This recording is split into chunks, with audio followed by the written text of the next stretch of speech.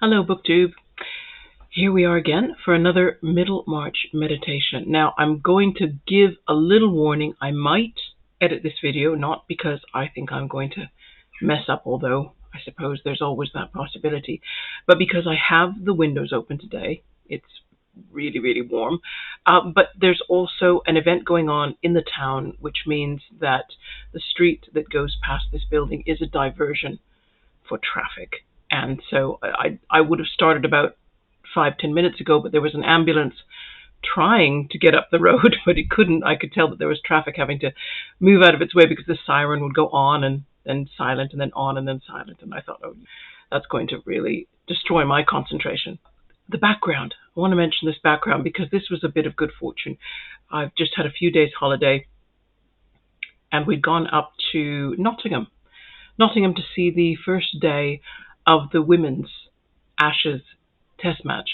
And the hotel where we were staying, in the dining room, on the wall was this mural with all these faces. And I immediately thought, oh my goodness, this is just perfect for chapter 2 of Middlemarch, which is where we're going to start today. In the Penguin edition, we are on page 16, beginning of chapter 2. And we're just going to get right on into it. So let me just put the page up.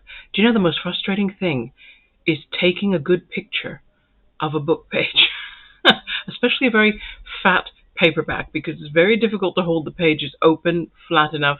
They curve a little bit, and that's why you get areas of high focus, like the actual printed text, whereas my scribbly notes on the top, they're just slightly fuzzy, aren't they?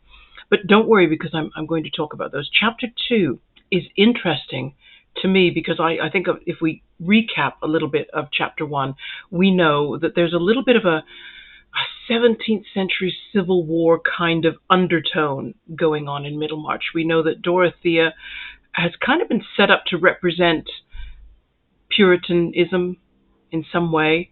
We don't exactly know how. I don't know if I want to comment yet on exactly how Eliot is using that symbolism, but she's certainly given Dorothea this religious fervency and this desire for new ideas and a real stringency that contrasts with her younger sister Celia, contrasts with a lot of other people for that matter, but definitely contrasts with Celia, who is more worldly. And we got the sense, didn't we, from the jewelry, from Mama's Jewels, that although the two sisters are doing their best to get on and be polite to each other, I just wonder what the rest of the book will bring for the two of them. So thinking of the 17th century and the Protestant Reformation and the Civil War that it led to, here we come, and we begin this chapter with a quote from Cervantes.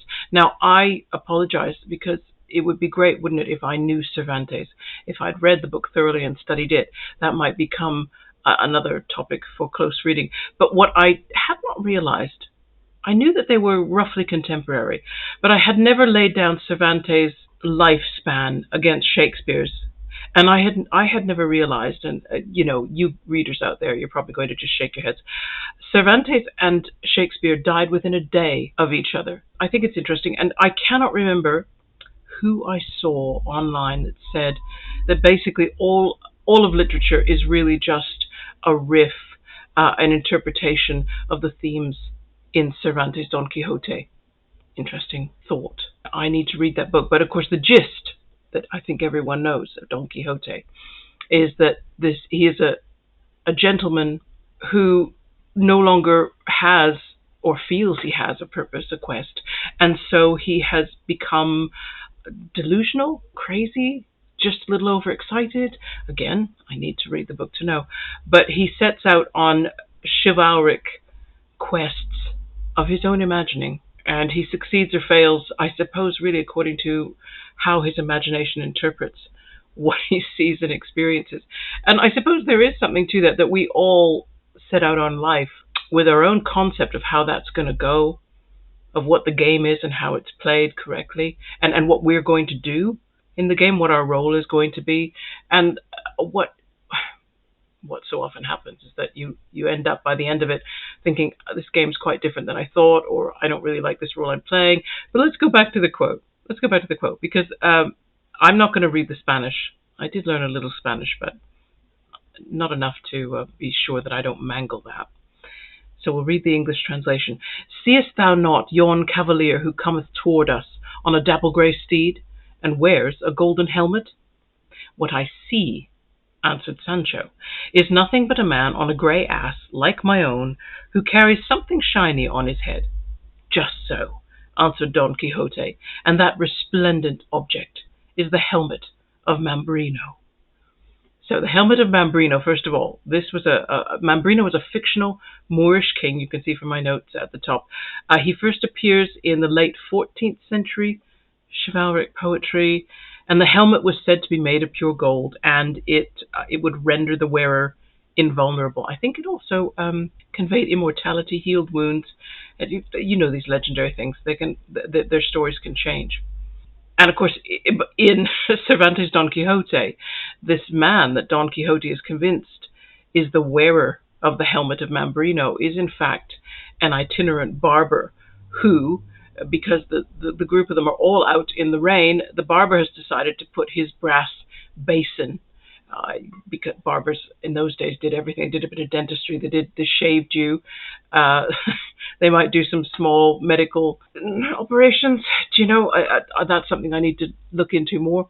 But the brass basin could be for anything, spitting, shaving and rinsing your face at any rate. So you always carried one around with you. And he was using his as a protection from the rain. So it's an illustration there that there's two men, there's Sancho and there's Don Quixote. They see the same thing, and yet they do not see the same thing. So bear that in mind as we go into chapter 2, because that's important. Seeing is important, and that's why, if you'll excuse me for making the page invisible again, that's why I loved this backdrop with all these eyes, all these female eyes, trying to understand and thinking, what are they looking at and how are they interpreting it? Because that is the essence of this. And then the chapter opens with this lovely little scene. We are around a dinner table, and at that dinner table we have Dorothea and Celia Brooke, their uncle, Mr. Brooke, Sir James Chettam, and we also have Edward Casaubon, the Reverend Edward Casaubon. And we come into the dinner mid-conversation. We just jump in. I say jump in mid-conversation. It's obviously very early in the evening, and we'll see that from what Dorothea says here. But let's just concentrate first on Mr. Brooke, because he's holding court as we open this chapter. It begins with him. And he says, "Sir Humphrey Davy," said Mr. Brooke, over the soup, so we're at the beginning of the meal, of course, there we go, in his easy, smiling way, taking up Sir James Chettam's remark that he was studying Davy's agricultural chemistry. Well, now, this was an extremely important book, this, and I'm just going to bomb down to the bottom of the page where I looked up, this is an article, JSTOR, in a journal called Shemia.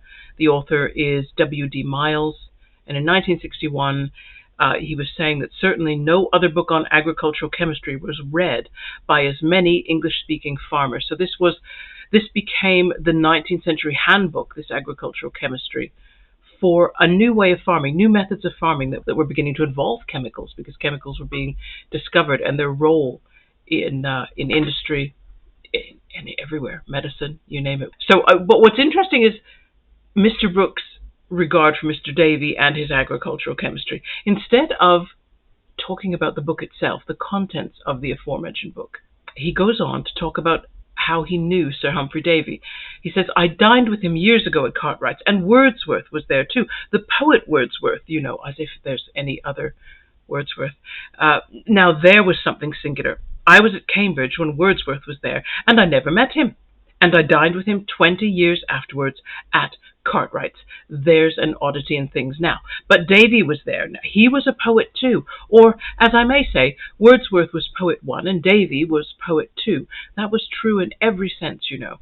Now, this conversation is revealing in a number of ways. First of all, Mr. Brooke obviously gets around, he obviously gets to meet some astoundingly important minds. So in other words, he's dined with Sir Humphrey Davy and Wordsworth, and all he seems to have to say about that was that Wordsworth was the better poet. I think we could have guessed that, there's something in his conversation which is a little bit more about name dropping, about saying I've had dinner with a couple of famous people, don't you know, rather than wanting to talk about the ideas that either of those two men put forward. And so, as you might imagine, given that sort of shallow opening, that sort of Mr. Brooke showing that he's been to Cambridge and he never met Wordsworth there, I thought perhaps Wordsworth didn't want a great deal to do with Mr. Brooke, perhaps. And naturally, it says in the second paragraph, Dorothea felt a little more uneasy than usual. Now that's interesting, meaning she must have been perhaps in a state of uneasiness whenever her uncle started speaking. And she explains why. She said, in the beginning of dinner, the party being small and the room still, these motes from the mass of a magistrate's mind, very nice alliteration there, fell too noticeably. She wondered how a man like Mr. Casaubon would support such triviality. And to be fair, the conversation, at least what we've heard from Mr. Brooke, is trivial. It's really name-dropping. It's saying, look at these famous people I know. Notice that I have avoided talking about any of their ideas, any of their poetry, any of their writing. Notice how I just want you to know that I ate dinner with them. But let's focus on Dorothea's reaction to Mr. Casaubon, because she's going, his manners, she thought, were very dignified.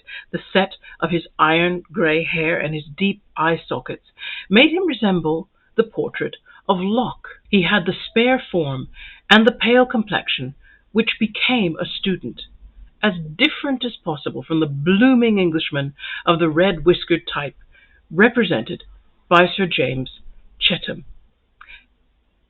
So the language chosen here is interesting because it favors Mr. Casaubon. Oddly, because I don't know if anyone's seen, here, tell you what, let's see if I got a picture of Locke that I can fetch. Bear with me, caller, I believe I do.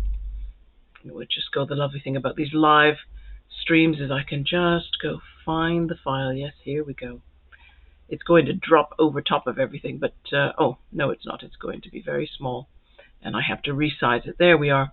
This is John Locke. I hate to say it, but my father's English relatives are Locks. So there's a possibility, distantly, very distantly, they might be related to this particular Locke. However, none of my family looks like that. We're all a lot hale and heartier in face, at least. Although I noticed that the bags under his eyes. Like, oh my God. So maybe that's all I inherited from John Locke, if indeed I inherited anything at all. But if that's who she's comparing Edward Casaubon to, it's interesting that she finds that such a favourable look. She's 20. I would expect a young woman to aim for something a little younger. Back to the page. And whereas she seems to sort of say that the worst thing that someone could be is like Sir James Chettam, blooming Englishman of the red whiskered type. So anyway, Sir Chettam goes on, and I need to pick up a new page here for you, which I will do just now. Okay, here we are. So Sir James Chettam goes on that he's reading Humphrey Davis. Why? Because I'm going to take one of the farms into my own hands and see if something cannot be done in setting a good pattern of farming among my tenants. Do you approve of that, Miss Brooke? So, never mind Mr. Brooke, who he's supposed to be talking to. He wants Dorothea's approval, and we'll see why later. Now, of course, most of this page actually is Mr. Brooke replying. So we got to look at this again, because chapter 1 described Mr. Brooke as having a too rambling habit of mind. That's the quote from chapter 1. And this is demonstrated. I've even said, has Mr. Brooke even read Davies' agricultural chemistry or only Davies' poetry? Well, you know what? I doubt he's read Davies' poetry. He may have got that opinion from somewhere else, or he may just have said it, because, the chances are that Wordsworth was the better poet. But I'm wondering just how much he's read of anything. And this remark of his is kind of what makes you wonder. Either he doesn't read, he reads sort of sporadically, or something else. So he says, a great mistake, Chettam, going into electrifying your land and that kind of thing, and making a parlour of your cowhouse. I don't know exactly what Davy recommended, but he said, it won't do. I went into science a great deal myself, at one time. You're going to watch for this phrase, at one time, whenever Mr. Brooke is talking. But I saw that it would not do. That's also another one. So look out for two phrases, at one time and it would not do, would not do. It leads to everything. Science. It leads to everything. You can let nothing alone. Well, absolutely true. No, he said. So that's an interesting one. And we're going to drop down again because, of course, Dorothea counters and said, maybe it wouldn't be such a bad idea to invest and look at these things. And, of course, she says she spoke with more energy than is expected of so young a lady. But Sir James had appealed to her. Well, he had. So, no one can say that she was doing the wrong thing in coming into the conversation. And of course, it shows that she still believes that he's more interested in Celia. That is, she talks about how he was accustomed to appeal to her. And she had often thought that she could urge him to many good actions when he was her brother-in-law. Interesting. So she does not see that Sir James Chetham is interested in her as a wife. Mr. Casaubon turned his eyes very markedly on Dorothea while she was speaking and seemed to observe her newly. Of course, Mr. Brooke interjects in and he comes through with the usual Victorian attitude to feminine expressions of intelligence, which is to, dismiss them. Young ladies do not understand political economy, I remember when we were all reading Adam Smith. There's a book now. Now, note, he's not going to talk much about the contents of that. I took in all the new ideas at one time. Human perfectibility now. I wonder, do you think Mr. Brooke was possibly... oh no, I shouldn't speak badly of... No, I won't. But I'm just thinking of the volume and the speed at which we're all sort of told we have to read books on BookTube. And see, Mr. Brooke is starting to make me think of perhaps the kind of person who just read through books, and it's like, I took in all the ideas at one time. I mean, he literally did. I read that book in a week. Did you? Possibly not a good idea, or I read it overnight. Adam Smith, oh yeah, I would take a little more time. Anyway, so he says, now some say history moves in circles, and that may very well be argued. I have argued it myself. The fact is, human reason may carry you a little too far, over the hedge. It said, it carried me a good way at one time, but I saw it would not do. So science and human reason, rubbish.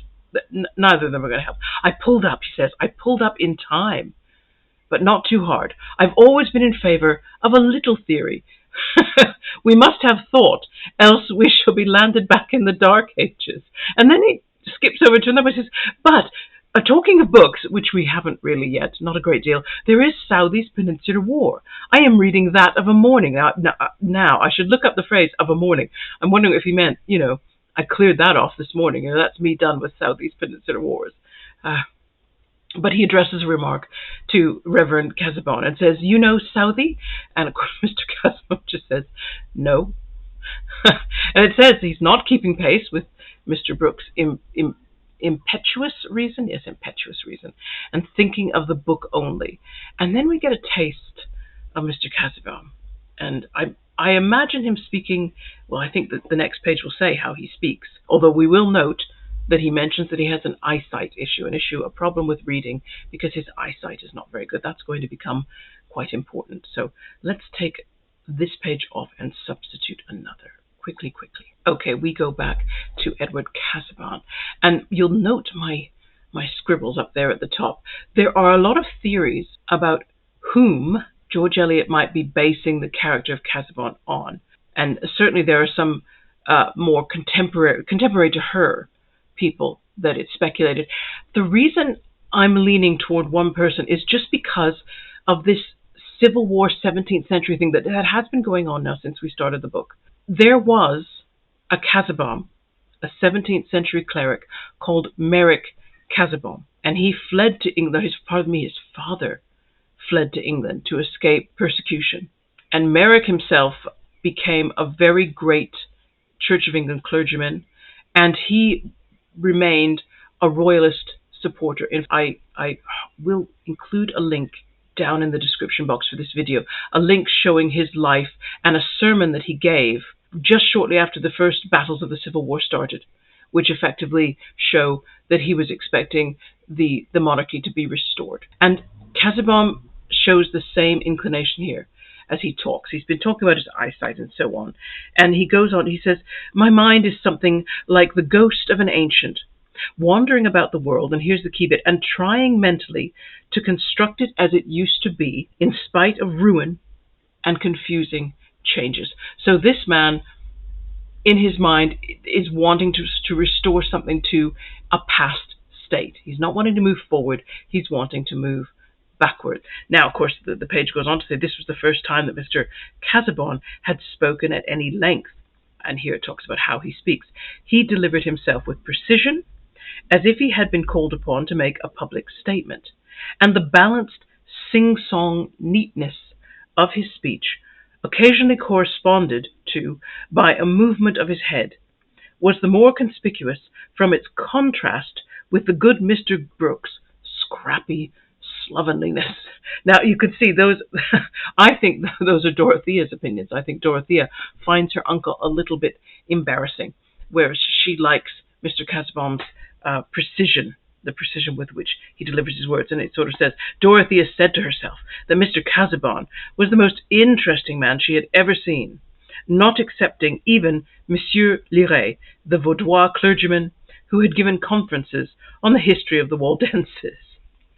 Oh, this is what gets Dorothea excited at the moment anyway. But then, of course, she's very, very interested in the fact that he needs assistance, that Reverend Casaubon needs assistance, he needs a reader, he needs help with his studies, and she's so excited. See me underlining the fact that she's frustrated, knowing that, or just knowing that she might be able to help Edward, lifts her above the annoyance at being twitted with her ignorance. And she said, that never explained science. So I think what she's saying is there's a lot of subjects that the reason young women don't speak knowledgeably about them is no one will ever allow them to understand the subjects enough to have an educated opinion. And then, of course, Sir James breaks in and he tries to take the conversation around to riding. Let's pull this page up. Tries to engage Dorothea in a talk about horse riding, but she immediately says, I mean to give that up. And even though Sir James tries very hard, he ends up having to talk to Celia. And Celia, I think, is interesting. I've just underlined the fact that when she responds to Sir James, that she's blushing as prettily as possible above her necklace. Now, I do wonder if this is the amethyst necklace that belonged to Celia's mother. I just wonder. She's already got that jewelry out for company, which of course she wanted to know if Dorothea would do that as well. Right, we're going to bring the next page on.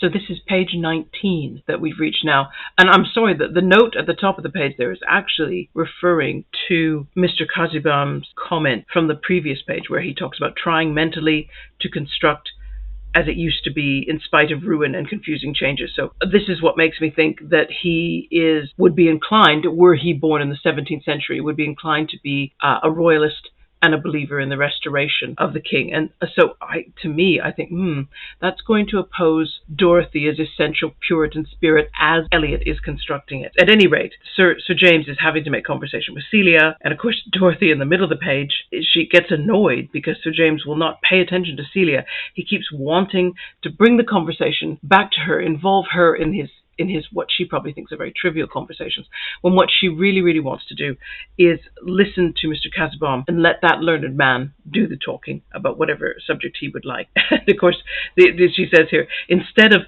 allowing himself to be talked to by Mr. Brooke, who was just then informing them that the Reformation either meant something or it did not.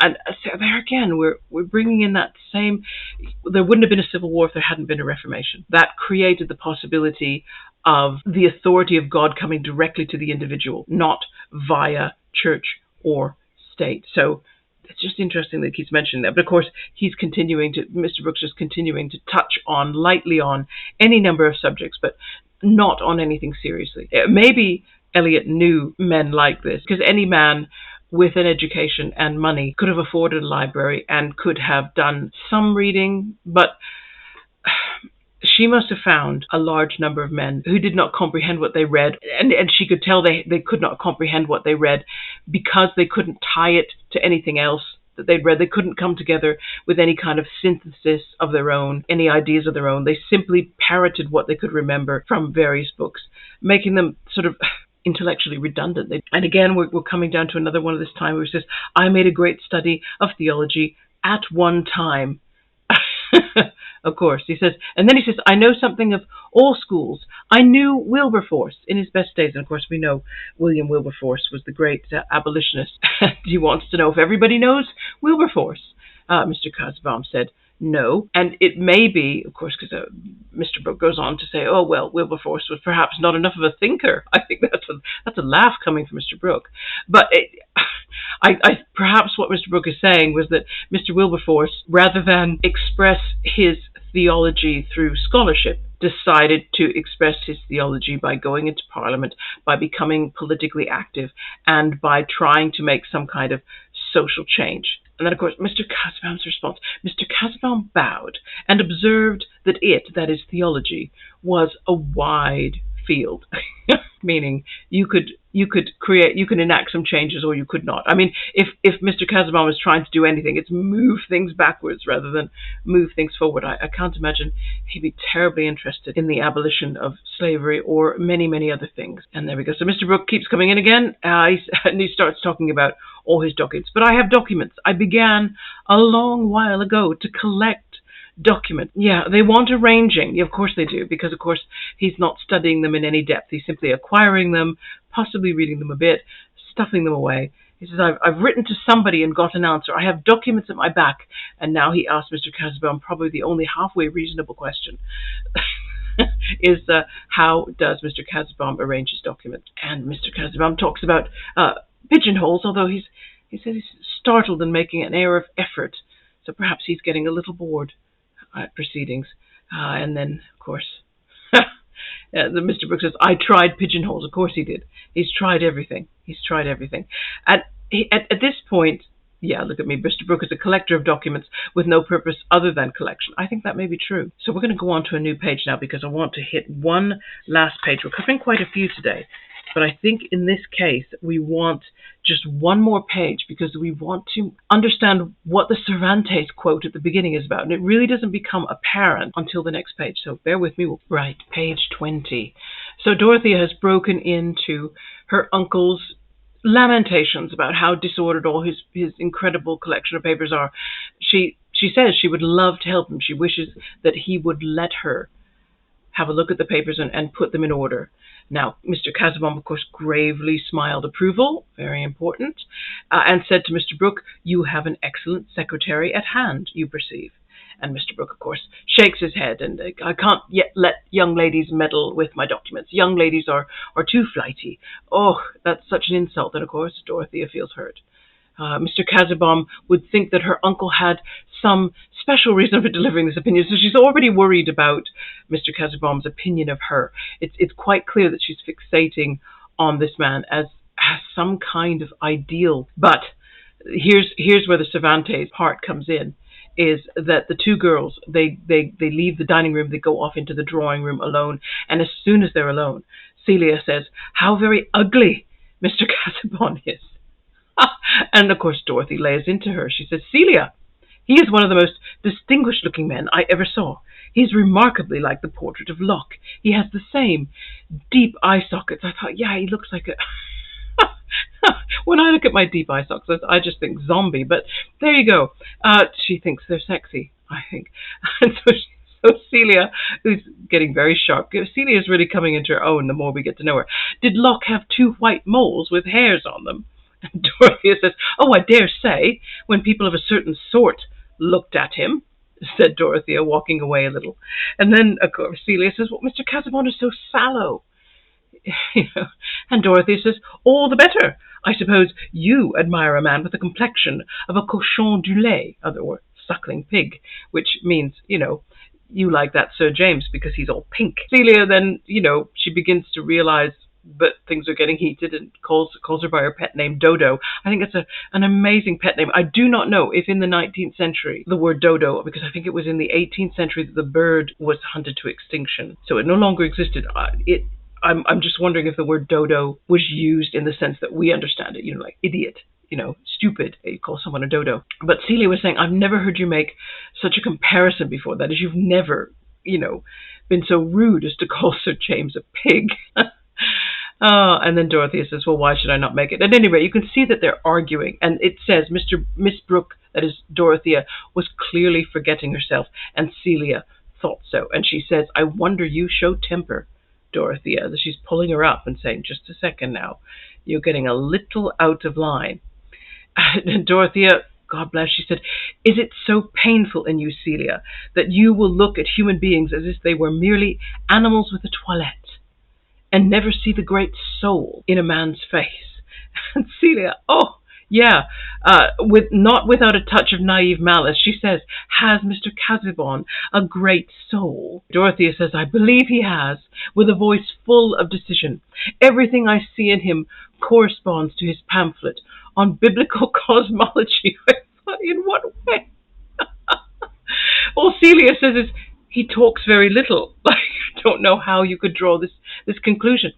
To which Dorothea just says, well, there's no one for him to talk to. So you can see them having a little spat. This is Don Quixote and Sancho arguing over whether what they see is, a great Moorish king with a golden helmet that does magic, or a barber with his brass basin over his head to keep the rain off. That's what these two are arguing about.